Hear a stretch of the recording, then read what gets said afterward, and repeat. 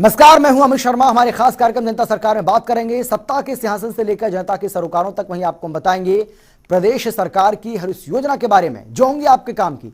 आपको हम बताएंगे सरकार के उन विकास कार्यों के बारे में जिनका सीधा फायदा आपको हो रहा है। तो अगले 30 मिनट तक आप बने रहिए हमारे साथ और देखते रहिए जनता सरकार।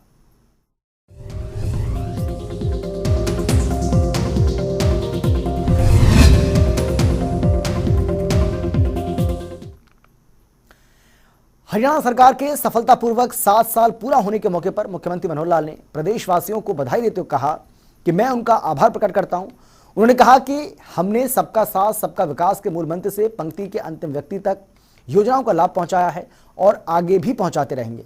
उन्होंने ट्वीट कर लिखा कि 7 साल के कार्यकाल में हमने हरियाणा के हर वर्ग के लोगों को ध्यान में रखते हुए अनेक विकास कार्य किए हैं, जिसमें शिक्षा के क्षेत्र में सुपर 100 नंबरदारों को 5 लाख रुपए तक का निःशुल्क इलाज, छोटे व्यापारियों को 2 लाख रुपए का बीमा कवर उपलब्ध करवाने जैसी अन्य परियोजना भी शामिल हैं।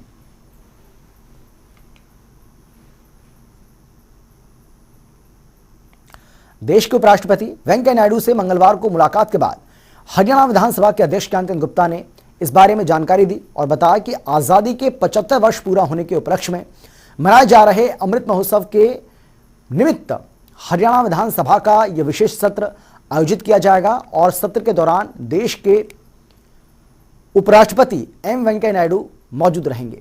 उन्होंने कहा कि इस सत्र का उद्घाटन वो करेंगे। 2 प्रमुख विषय रहेंगे, जिनमें पहला लोकतंत्र में विधायक और विधायिका की भूमिका और दूसरा विषय रहेगा सार्वजनिक धन का सदुपयोग और जवाबदेही।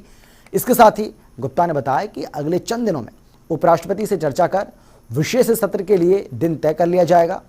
ज्ञानचंद गुप्ता ने कहा कि विधानसभा का शीतकालीन सत्र भी होगा और इसके लिए सरकार अगर चाहेगी तो विशेष सत्र के साथ ही शीतकालीन सत्र को भी आगे बढ़ा सकती है।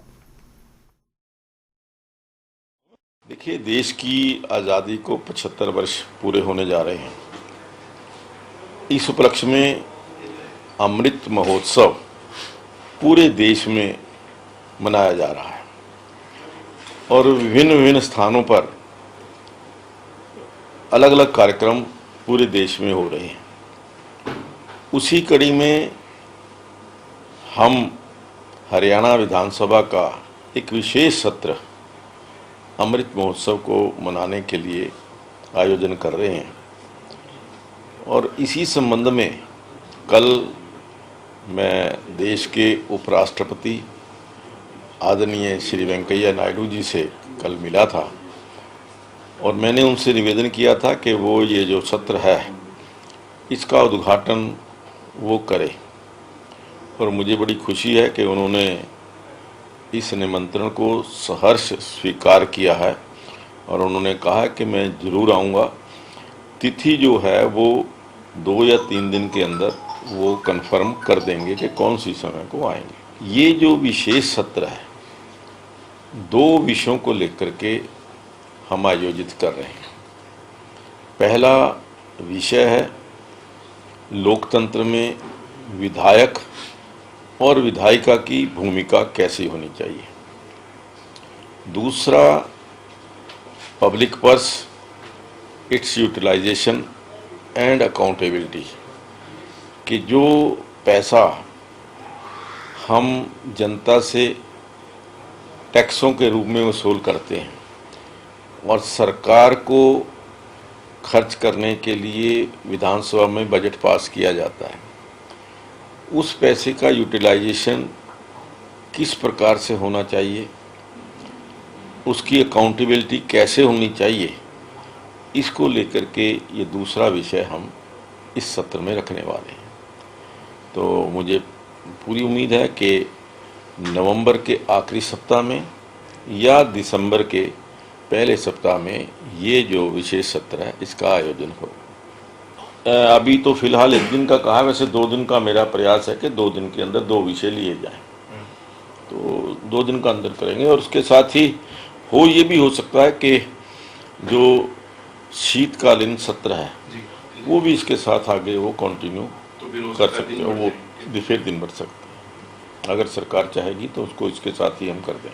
किसी भी विधानसभा में अच्छे ढंग से कार्य करने के लिए इस बात की आवश्यकता है कि अच्छी विधानसभा हो, सभी उसके अंदर फैसिलिटीज़ हों, जो विधायकों को कार्य करने के लिए वातावरण है या जो कमेटियों के लिए वातावरण है, कमेटियों के चेयरमैन्स के लिए अकोमोडेशन है, वो वहाँ पर हर अच्छी उपलब्ध होनी चाहिए। और इसके साथ साथ जैसे पत्रकारों का मैंने कहा, अब हम विधानसभा को ई विधानसभा करने जा रहे हैं, तो उस दृष्टि से भी नए विधान भवन की आवश्यकता है। और उसके बारे में चाहे वो हमारे आदरणीय लोकसभा अध्यक्ष, जब मैं उनसे मिला था, उन्होंने भी इस बात को अप्रिशिएट किया था कि इसके ऊपर तुरंत कार्य होना चाहिए। वहीं चंडीगढ़ में कृषि मंत्री जयप्रकाश दलाल ने प्रेस कॉन्फ्रेंस कर प्रदेश में डीएपी खाद की उपलब्धता को लेकर जानकारी दी। इस दौरान उन्होंने कहा कि हरियाणा में डीएपी खाद की कोई कमी नहीं है, पिछले साल के मुकाबले इस बार डीएपी खाद की ज्यादा उपलब्धता है। इसके साथ ही उन्होंने कहा कि प्रदेश में धान खरीद लगातार हो रही है, अब तक पिछले साल के मुकाबले ज्यादा धान हमने खरीदी है। उन्होंने बताया कि बाजरा के लिए भावांतर भरपाई योजना शुरू की है, जिसके तहत एमएसपी से ज्यादा भाव मिल रहा है। बता देना चाहता हूं कि हरियाणा के अंदर डीएपी खाद की कोई कमी नहीं है और ना ही कमी रहेगी। 62,864 मीट्रिक टन हमारे पास 1/10 को था, 13,022 मीट्रिक टन हमारे पास हो रहा है। कुल इस महीने की उपलब्धता 75,886 मीट्रिक टन हुई, जिसमें से किसानों के पास 39,975 जा चुका है, जो पिछली बार सिर्फ 13,000 बिका था, 13,380। उसके अगेंस्ट 39,000 मीट्रिक टन बिक चुका है, 40,000 के आसपास। और हमारे पास अभी भी 36,000 के आसपास मीट्रिक टन, 35,911 ये उपलब्ध है। हमने इस बार 3 तारीख से परचेज शुरू की थी पैडी की। बीच बीच में बारिश आती रही, किसान भाइयों को थोड़ी बहुत दिक्कत भी हुई, उसके लिए भी हम क्षमा याचना करते हैं। और मैं दिखाना चाहता हूं आंकड़ों के माध्यम से कि इस बार जो पैडी है 2020 में आज तक जो पैडी की अराइवल हुई थी 44.26 लाख मीट्रिक टन, उस वक्त हमने पहले शुरू की थी, इस बार लेट शुरू की 1 हफ्ता। उसके बावजूद हम 44.40 लाख मीट्रिक टन अराइवल हो चुकी है।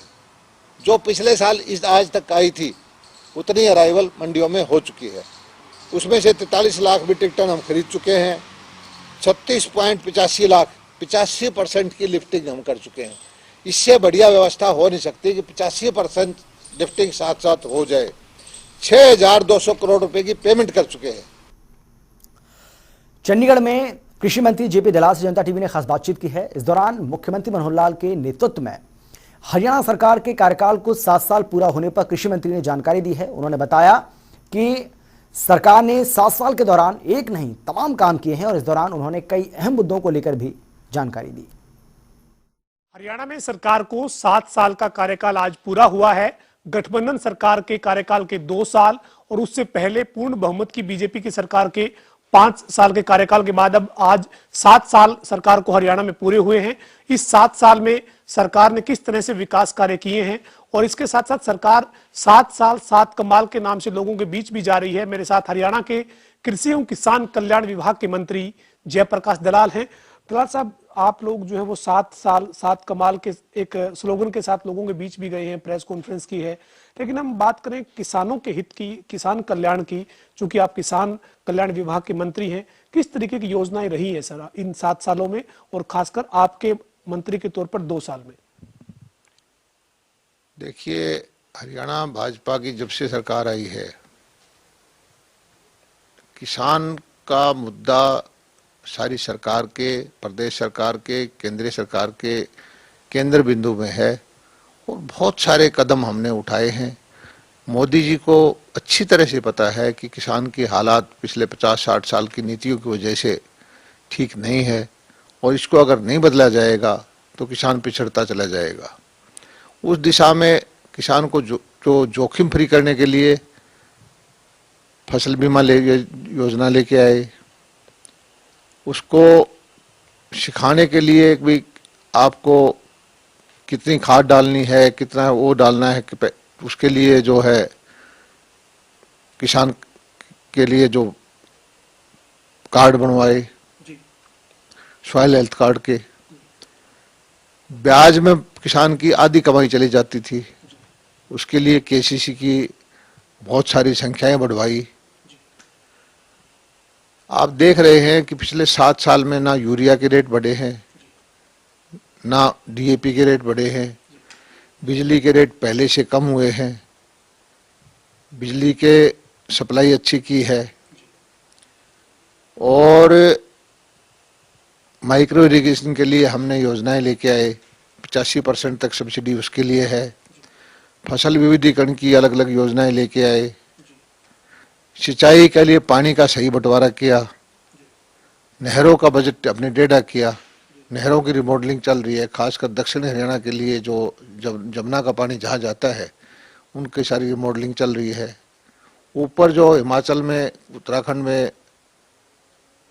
किसाऊ डैम, रेणुका डैम अपर स्ट्रीम में बना के, ताकि हमारा पानी बढ़ जाए, हमारी बिजली बढ़ जाए। तो हर रोज कुछ ना कुछ काम किए हैं। और फिर हमने कोशिश की है कि जो पानी उपलब्ध है इसका सही उपयोग हो। हमने पौंड अथॉरिटी बनाई, हमने किसान कल्याण प्राधिकरण बनाया कि किसानों के कल्याण के लिए जो सही मायने में, पहले किसान आयोग था, आयोग के पास कोई अथॉरिटी नहीं थी, वो सिर्फ रिकमेंडेशन देता था। प्राधिकरण की अपने आप में एक अथॉरिटी हो जाएगी, वो हमने बनाया। मंडियां हमने ज़्यादा बनाई, एशिया की ही नहीं दुनिया की सबसे बड़ी मंडियों में से एक हमारे यहाँ जो गन्नौर में 550 एकड़ में 7-8 हज़ार करोड़ लागत से, जिसमें 2-2.5 हज़ार करोड़ रुपये सरकार लगाएगी, बाकी प्राइवेट आदमी लगाएंगे, वो मंडी बन रही है। एप्पल की मंडी यहाँ पिंजौर में, फूलों की मंडी गुड़गांव में, मसाला की मंडी सहरसा सोनीपत में, और किसानों के बच्चों के लिए जो फार्म गेट एंटरप्राइजेज बनाने के लिए प्रधानमंत्री जी ने जो योजना दी 1 लाख करोड़ रुपए की, उसकी तरफ ध्यान दिया। झींगा पालन के लिए 1.5 लाख एकड़ जो हमारी है खारे पानी की जमीन है, 10-20 हज़ार एकड़ बारिश हो जाए तो कभी साल में आमदनी होती थी, नहीं तो नहीं होती थी।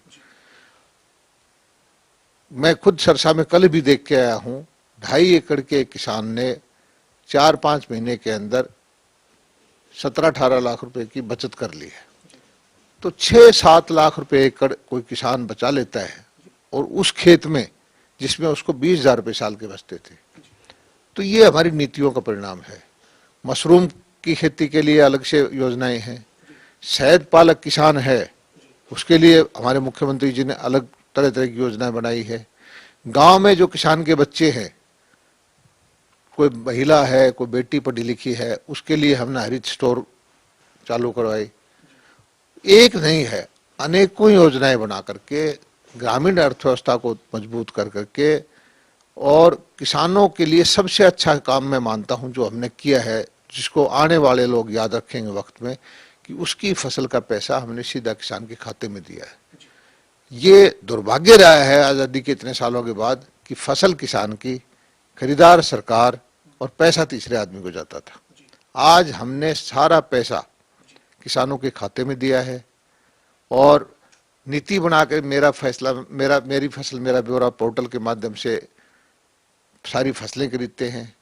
हरियाणा 11 फसल खरीदता है, देश में और कोई प्रदेश ऐसे नहीं खरीदता। हमने सब्जियों के लिए भावांतर भरपाई योजना लेके आए, सब्जियों के लिए बीमा योजना अपने आप लेके आए। जहाँ जहाँ हमें जरूरत समझते हैं वहाँ वहाँ हम काम कर रहे हैं। इजराइल की विधि से 11 हमारे एक्सीलेंस सेंटर हैं, हम और एक्सीलेंस सेंटर बना रहे हैं। हरियाणा के अंदर अच्छा काम कर रही है जो देश की सर्वश्रेष्ठ यूनिवर्सिटी में से चौधरी चरण सिंह कृषि विश्वविद्यालय, लुवास है लाला लाजपत राय जी के नाम से, पशुओं का विश्वविद्यालय, एक जो हॉर्टिकल्चर की यूनिवर्सिटी महाराणा प्रताप, वो काम कर रही है। और पशुओं का बीमा 6,42,000 पशुओं का हमने बीमा किया 100 रुपये में। देश में और किसी प्रांत ने नहीं कर रखा। और बीमा किया ही नहीं, लगभग 40 करोड़ रुपए बंटवाए भी हैं अब तक, और 20 करोड़ रुपए और उनके मिल जाएंगे। और जो छोटे किसान हैं जिनके पास जमीन नहीं है, उसके लिए पशुधन PKCC पशुधन क्रेडिट कार्ड 1,60,000 रुपये बगैर किसी कोलेटरल सिक्योरिटी के, बगैर कोई जमीन गिरवी रखे, कोई घर गिरवी रखे, किसानों को हमने दिलवाया। लगभग 800 करोड़ रुपए वो बंटवाए हैं तो मैं काम गिनवाऊं तो आपको घंटों घंटों लिख जाएंगे। हमारा मकसद ये है, और हम कोई किसानों पे एहसान नहीं कर रहे, किसानों की सरकार है और किसानों का प्रदेश है, सबसे ज्यादा योगदान जो है किसानों का ही है। और मैं नमन करता हूं किसानों को जो कोरोना काल में देश की अर्थव्यवस्था को, प्रदेश की अर्थव्यवस्था को जो बल दिया है, आप बधाई के पात्र हैं। और आपके लिए हरियाणा सरकार कोई भी फैसला लेना होगा उससे पीछे नहीं हटेगी। जिस तरह से बाजरा की भरपाई के लिए, बाजरा का रेट जो है 1650 रुपये था, हमने 2250 रुपये MSP दी हुई थी, 600 रुपये डायरेक्ट किसानों के खाते में डाल दिया। उसको ना मंडी में आना, ना कोई सबूत दिखाना, ना कोई जे फार्म दिखाना, कुछ नहीं करना, सीधा पैसा उसके खाते में डाल दिया है। तो इस तरह से करते करते देखेंगे आप, अभी भी हम सॉइल हेल्थ लेबोरेटरी बहुत सारी बना रहे हैं, स्कूल के बच्चों को कह रहे हैं कि मिट्टियाँ टेस्ट कराओ। गो आयोग, गो सेवा के माध्यम से हम चाहते हैं कि जो DAP का सब्स्टिट्यूट है, प्राकृतिक DAP, वो बने। तो हर दिशा में चारों तरफ काम कर रहे हैं।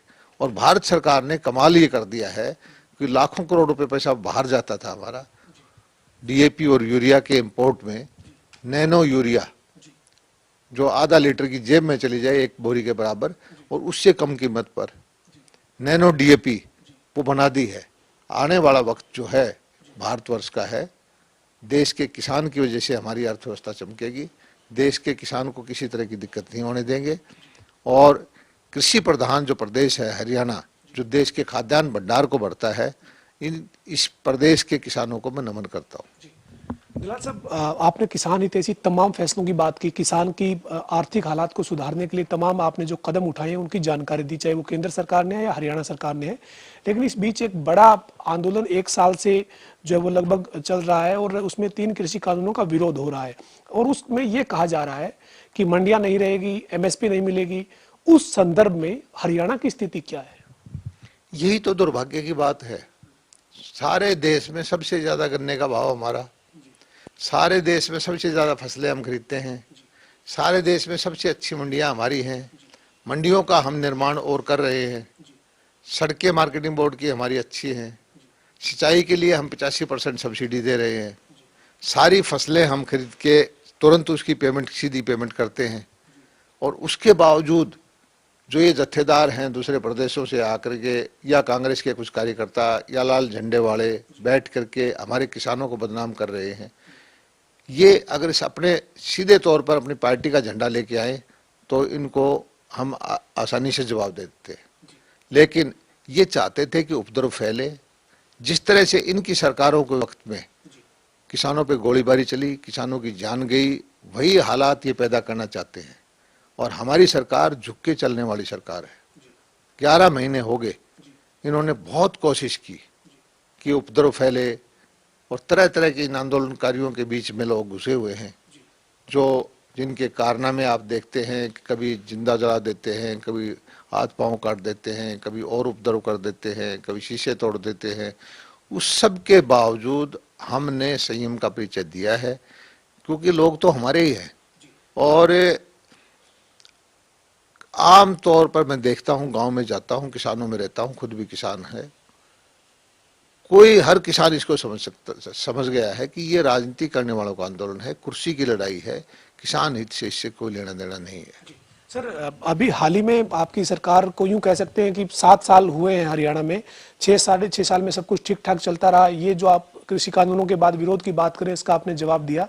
लेकिन अभी पिछले कुछ 2 हफ्ते 3 हफ्ते से एक और मुद्दा जो है वो सरकार के लिए मुश्किल पैदा कर रहा है। विपक्ष आरोप लगा रहा है कि हरियाणा में किसान को DAP खाद नहीं मिल रही, लाइन में लगना पड़ रहा है, थाने में पर्चियां मिल रही है। ये DAP खाद का जो किल्लत का मुद्दा है, इसमें क्या स्थिति है सर आज हरियाणा की? ये सरासर भ्रम फैलाया जा रहा है। कुछ कालाबाजारी करने वाले लोग, कुछ हमारी विपक्षी पार्टियों के नेता और कुछ जिनको हमारी BJP सरकार की नीतियां पसंद नहीं है, ये वही लोग हैं। कभी ये आंदोलन के नाम पर, कभी कहते हैं जमीन चली जाएगी, कभी कहते हैं मंडियां टूट जाएगी, कभी कहते हैं MSP खत्म हो जाएगी, अभी कहते हैं कि DAP नहीं मिलेगी। जबकि DAP इस अक्टूबर के महीने में जो पिछले साल बटी थी, उससे 20% हमारे पास ज़्यादा है, उससे 7-8% ज़्यादा बांट भी चुके हैं। किसी भी किसान को 1 एकड़ जमीन की बिजाई भी अगर डीएपी की वजह से नहीं कर पाए तो उसकी जिम्मेदारी मैं अपने ऊपर लूंगा, उसके खेत में कट्टा भिजवा दूंगा। लेकिन इन कालाबाजारी करने वालों की अफवाहों से सावधान रहे। कोई भी कमी हमारे यहाँ प्रदेश में डीएपी की नहीं है, ना रहने देंगे। हर रोज हमारे यहाँ जो रैक आ रहे हैं ठीक बंटवारा चल रहा है। इतना जरूर किया है कि हम डीएपी को ट्राली भर के नहीं दे रहे, ट्रक भर के नहीं दे रहे। क्यों?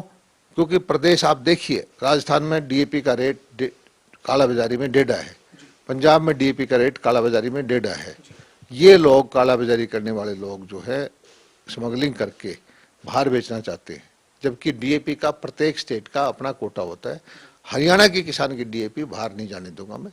इसलिए किसानों को जरूरत के हिसाब से 3 एकड़ 4 एकड़ 5 एकड़ की डीएपी, क्योंकि 70-80% किसान तो छोटा किसान है, वो उनको दी है, टोकन बटे हैं। एक आध जगह लाइन लग गई, उसको दुष्प्रचार कर दिया कि किसानों को थाने में डीएपी बट रही है, लाइनें लग गई हैं, डीएपी लूट ली गई है। ये वही आदमी हैं जो भ्रम फैला रहे हैं कि धरती चली जाएगी, मंडियां खत्म हो जाएगी, एमएसपी खत्म हो जाएगी, वही आदमी है। हाँ, लेकिन किसान भाइयों से मैं प्रार्थना करता हूं कि हरियाणा में कहीं पर भी डीएपी की उपलब्धता में कमी नहीं रहने देंगे। जी सर, 2 साल से आप हरियाणा सरकार में कृषि मंत्री के तौर पर प्रदेश में कार्यरत हैं, आप काम कर रहे हैं किसानों के लिए। 2 साल का कार्यकाल पूरा हो गया है सर। आज कई कल्याणकारी नीतियां, घोषणाएं, फैसले किसान हित में आपने लिए जाने की बात की है। आगे आपका क्या विजन है? मोटे तौर पर आप संक्षेप में क्या कहना चाहेंगे? किसानों को आप क्या आश्वासन देना चाहेंगे? देखिए पवन जी, ये 2 साल में से लगभग 1 साल तो अब मानिए ही मत। दुनिया में हर काम धंधे में कोरोना के संकट में दुनिया उलझी हुई थी, काम धंधे खराब हो गए थे। हम भी कभी कोरोना की लड़ाई में लड़ते रहे, कभी टिड्डी आ गई, कभी पाला गिर गया, कभी ओलावृष्टि हो गया, इस संकट से गुजरते ही रहे। लेकिन मैं हरियाणा के किसानों को नमन करता हूं कि इस वक्त जो इन्होंने खाद्यान्न भंडार भरे हैं देश के लिए, वो बधाई के पात्र हैं। और आने वाले 3 साल में हम तेज गति से काम करके किसान हितैषी फैसले लेकर के आपका आशीर्वाद दोबारा प्राप्त करने के लिए इतने काम करेंगे कि अगली बार भी आप हमें आशीर्वाद दे करके और सेवा का मौका दें। यही मेरी किसान भाइयों से प्रार्थना है। जी, बहुत शुक्रिया से बातचीत करने के लिए। हमारे साथ हरियाणा के कृषि एवं किसान कल्याण विभाग के मंत्री जयप्रकाश दलाल थे। दलाल साहब ने कहा है कि पिछले 7 साल में हरियाणा में किसानों के लिए केंद्र सरकार ने, हरियाणा सरकार ने कई फैसले लिए हैं, एक नहीं अनेक नीतियां बनाई है। साथ ही साथ जो कृषि कानूनों पर प्रचार है उसमें विपक्ष लोगों को गुमराह कर रहा है, विपक्ष जो है वो राजनीति कर रहा है। और हरियाणा में डीएपी खाद की कोई कमी नहीं है, कहीं पर किल्लत नहीं है, लेकिन विपक्ष इस मामले में राजनीति कर रहा है। वीडियो जर्नलिस्ट विजेंद्र सिंह के साथ पवन सिंह, जनता टीवी, चंडीगढ़। प्रदेश में रविवार और सोमवार को बिजली चोरी के खिलाफ की गई कार्रवाई में अब तक 13 करोड़ रुपए से ज्यादा का जुर्माना लगाया गया है। इस दौरान बिजली विभाग की तरफ से कुल 978 टीमों ने ये कार्रवाई की है, यानी कि 978 टीमों का गठन भी किया गया है, जिसमें से 535 टीमें उत्तर हरियाणा और 443 टीमें दक्षिण हरियाणा बिजली वितरण निगम की थीं। और इन टीमों ने कुल 3729 चोरी के मामले पकड़े हैं और कुल 22,183 कनेक्शंस की जांच की गई है। इस दौरान व्यावसायिक और घरेलू बिजली चोरी के खिलाफ मुहिम चलाई गई। ये जानकारी चंडीगढ़ में हरियाणा ऊर्जा विभाग के अतिरिक्त मुख्य सचिव पीके दास ने दी है। उन्होंने बताया कि बिजली विभाग की तरफ से इस साल ये तीसरी कार्रवाई की गई है। इससे पहले फरवरी और जुलाई महीने में भी बिजली चोरी के खिलाफ अभियान चलाया गया था, जिसमें कुल 36 करोड़ रुपए का जुर्माना लगाया गया था। कल और आज 2 दिन का ये कैंपेन चला। हमने कुल 978 टीम बनाए थे उत्तर और दक्षिण हरियाणा बिजली वितरण निगम को मिला के, और 22,180 प्रेमिसेस में हमने चेक किया है ये 2 दिन में।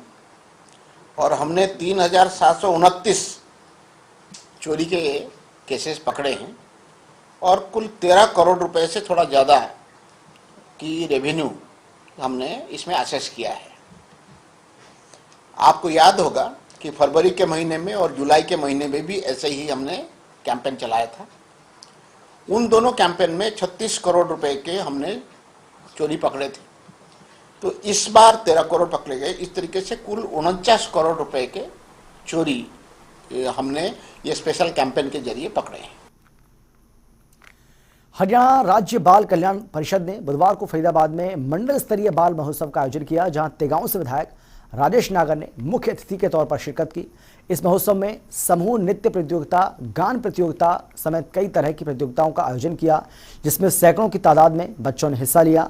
इस मौके पर विधायक राजेश नागर ने बताया कि इस तरह की प्रतियोगिताएं होना बहुत ज़रूरी है, क्योंकि इस तरह के कार्यक्रमों से बच्चों के शारीरिक और मानसिक विकास दोनों में वृद्धि होती है और बच्चा बालपन से ही आगे की प्रतियोगिताओं के लिए सशक्त होने में सक्षम हो जाता है और इसी तरह के बच्चे आगे चलकर अंतर्राष्ट्रीय स्तर पर खेलों में जीतकर देश का नाम गौरवान्वित करते हैं और हमारी सरकार भी खिलाड़ियों पर पूरा ध्यान दे रही है।